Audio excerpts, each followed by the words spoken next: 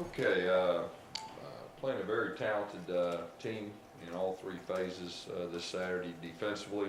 Top 15 in the country. They defended us probably better than anybody did all last year.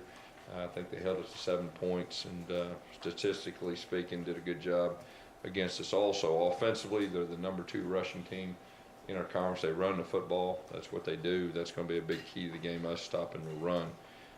We are very glad to be playing at home against these guys. Quick update, Jeremiah Denson, he will be out for the year. He tore 3 ligaments in his knee, also dislocated his knee, and he also dislocated his shoulder, so it's a pretty tough deal. He'll have surgery tomorrow. He's done an outstanding job for us as a true freshman on special teams and on defense, so that's a big blow for us, and we'll definitely be thinking about him. As far as our quarterback situation, not for sure right now who will be the first guy out there. Well, we'll see after we practice this week, but I will tell you this, we got confidence in both these guys. Both these guys have won SEC games on the road, and I think that says a lot, and I know our players and coaches have confidence in both of them also.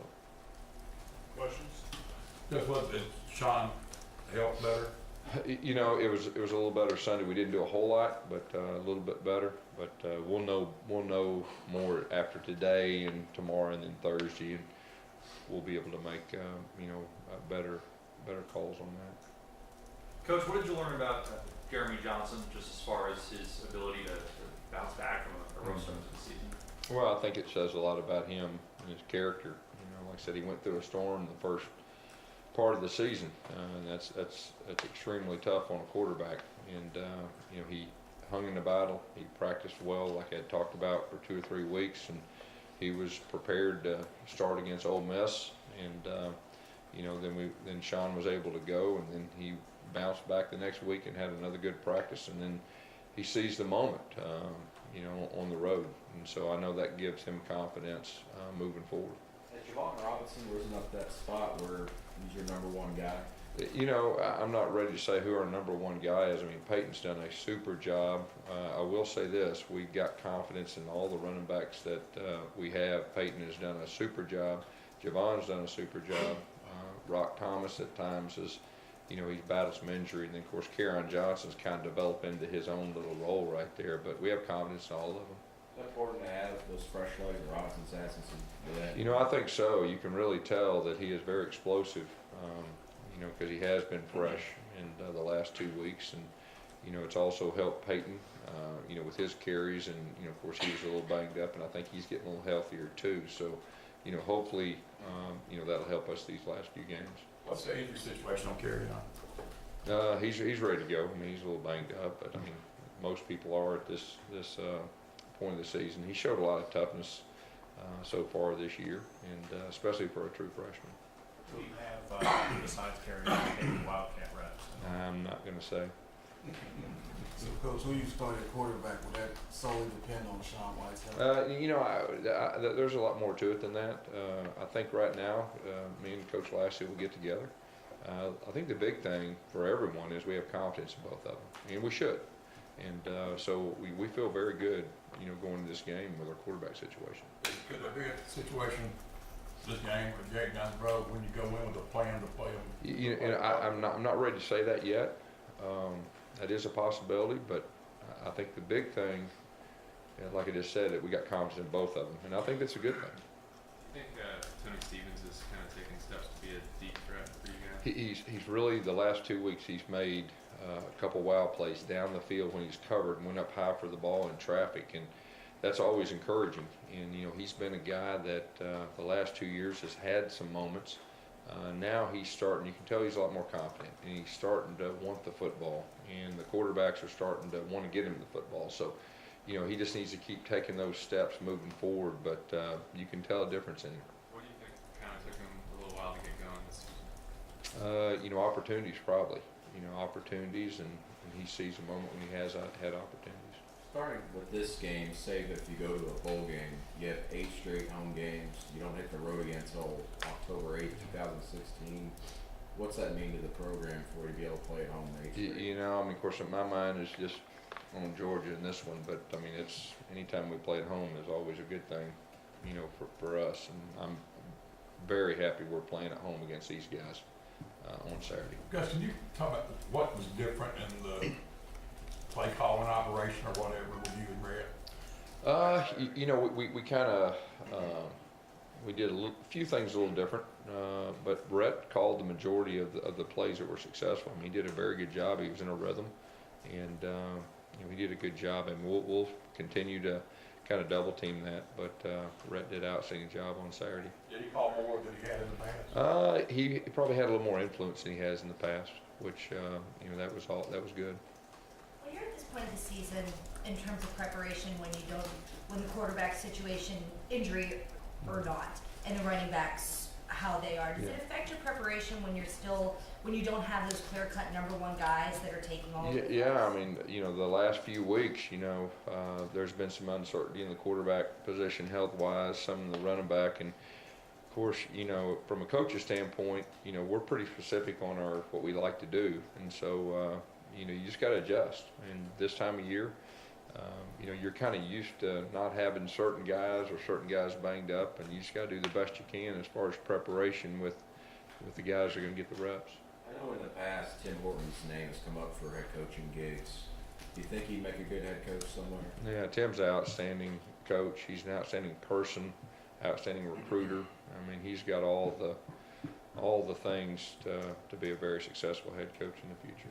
Is there a little less pressure on whoever the quarterback is now because you've got running backs to establish themselves? Anytime you can run the football effectively, it's going to take pressure off the quarterbacks. You know, to be good, we've, you know, said all along, we got to be balanced. Our guys are starting to execute the passing game more consistent than we did earlier in the year, and I think that's really helped us too. When you rated the video from Saturday night, what did you see from the offensive line? The offensive line did a good job. I mean, they were very physical. We had a lot of knockdowns. There was a few times they would roll an extra guy down in the box and just did a good job with movement, the point of attack, which is very critical to not just our gap game, but our zone game too. And you know, they did a good job. When Jeremy's confidence was an issue earlier in the season, he was clearly much more confident this past weekend. It's just when you go about making this decision, is that part of the factors you mentioned going to making a decision? You know, I think it's all the factors. It's all the factors. But I will say this: he does have his edge back, and he does have his confidence back, and we have confidence in him, and we got confidence in Sean too. So you know, it's kind of the best of both worlds right now. It's just a matter of you know, what we decide to do plan wise, but you know, it's proven we can win with both of them, which is always a good thing. Coach, I know you said you felt like the team has been steadily improving. For players, sometimes it's hard to see that when it's not manifesting in the win column. Yeah. So winning one on the road against a ranked team, what does that do for the players? Yeah, well, just like you said, I think you're exactly right that you know, you can improve and all that, but the bottom line is until you get those W's to go with it, you know, it's a challenge for your players. But I'll say this. You know, even before we got the W, you know, about 3 weeks in a row, I said, man, I'm proud of our players. They came to practice. They played hard. They played their guts out, and they did that. That's hard to do. Very few teams can do that. And so, you know, it was great to see them rewarded. We played solid in all 3 phases, beat a good team on the road. That should give us confidence moving forward, you know, as far as that goes. And we're going to need to. I mean, we said all along at the end of the year, we need to be playing our best football. So, you know, last Saturday was a sign that, you know, we played a very solid game, and we need to keep improving. I feel like the 2-quarterback system at Georgia, they kind of do similar things anyway, so there doesn't have to be different plans, or do you feel like that's I mean, they're a little different. I mean, they're a little different. 2 years ago with that, go ahead. Talk about Jeremiah as a person, Yeah. what he is, a true person. Yeah, oh well, he's a wonderful person. I mean, he's always got a smile on his face. Comes to work, he works extremely hard.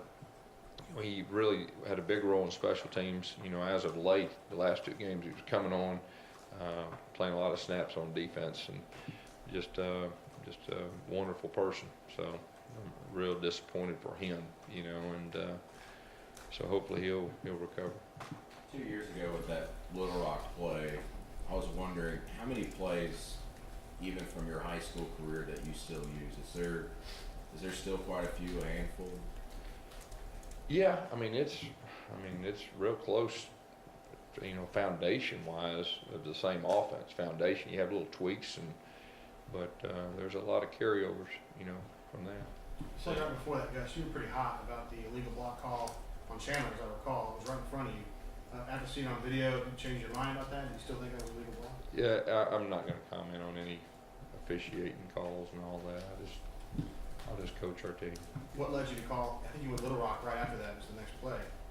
Were you waiting for like a first and long in that situation, or why'd you call it then? You mean Woody? Yeah, sorry, Woody. Yeah, that was our plan, to call it on a first and 11 plus situation. Yeah.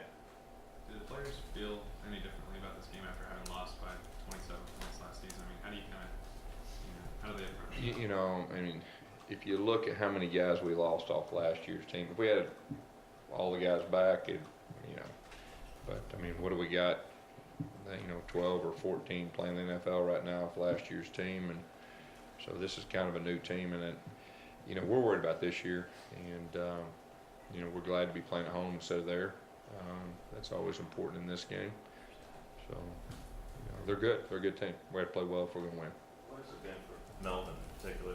His entire career, he's come up with big catches, big moments, those things. Obviously, with Duke out, somebody had to step into that. Is that just simply it? Gus, on third downs, you needed to find a guy, and he was it. He was the biggest target. Or? Well, he was Saturday. Ricardo was the couple weeks before. So, it's both those guys are seniors, and both those guys are guys that have been in our system for a while, that we have confidence in. Melvin's one of those guys that, for whatever reasons, kind of floated under the radar. Has done a lot of dirty work stuff. I mean, just very good blocker, execution-wise, and when he's called upon, he can make some plays in the passing game too. Davies spoken to him and said that he could see him being a coach, that he has a very thorough knowledge of not only the offense but really inquisitive. Do you see that in his I agree with that. Yeah, I agree with that. He understands football very well. Coach, I watched the replay of the game, and when Johnson went in at the start, he was very excited, very animated. How much do you think that helped him throughout the game, having that energy? Yeah, I mean, he was ready. He had his sleeves rolled up, and he's ready to prove himself, and and he was able to do it. And so, I mean, I think that's big. It's big for him moving forward, and it's big for our team moving forward. You used the first two plays as runs for Ricardo. Is that a situation where, hey, you may be able to take him away in the pass game, but we got to figure out a way to still get him the ball? Ricardo's like a running back when he gets the ball. I mean, so he's just one of those weapons. Each game, you kind of strategically, from a coach's standpoint, you want to get certain people going early, and that last week it just happened to be him. Each week it's a little bit different, but that kind of got him going early and made some big plays. Your first couple seasons, we didn't see a lot of gadget plays. We have the last few weeks. Why is that?